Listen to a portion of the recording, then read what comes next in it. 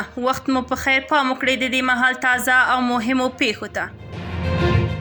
اسحاق ډار وایي چې پاکستانی پوځ چمتو دی چې د هند هر ډول برید ته ځواب ووایي.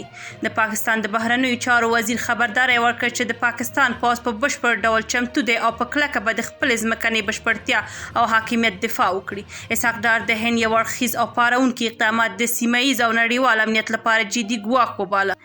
د پاکستان د بهرنیو چارو وزیر او مرستیال صدر اعظم ادعا وکړه چې د کشمیر په پهلګام کې پر سیلانیانو مرګونی برید د هند د داخلي ننګونو دولتي ترهګرۍ او په جموں او کشمیر کې د بشپړو حقونو له روانو سرغړونو څخه د خلکو پام اړولو لپاره یو دسیسه وه.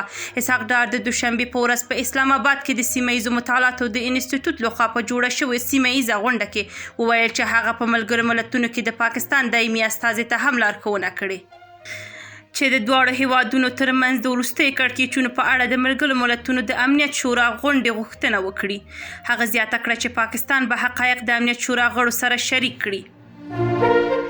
اسحاق ډار دا هم روښانه کړه چې پاکستان به د سند د اوبو خپله برخه نه پرېږدي. هغه وویل چې پاکستان به په بشپړ او رښتینې ډول د دې تړون اطاعت وکړي او اجازه به ورنه کړي چې د اوبو بهیدنه چې د دې تړون له مخې د پاکستان حق دی وګرځول شي یا ودرول شي.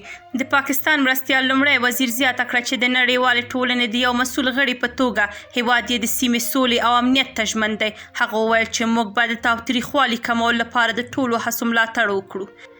اسحاق ډار دا هم وویل چې د جموں او کشمیر نه حل شوې شخړې په جنوبي اسیا کې د ناامني اصلي لامل پاتې دي. هغه ټینګار وکړ چې د ملګرو ملتونو تر څارنې لاندې د نویو او همغږو هڅو لپاره بیړنۍ اړتیا ده ترڅو د ملګرو ملتونو د امنیت شورا د پریکړو او د کشمیر د خلکو د هیلو سره سم د شخړې لپاره یو عادلانه، دوامدار او سوله ییز حل ترلاسه شي.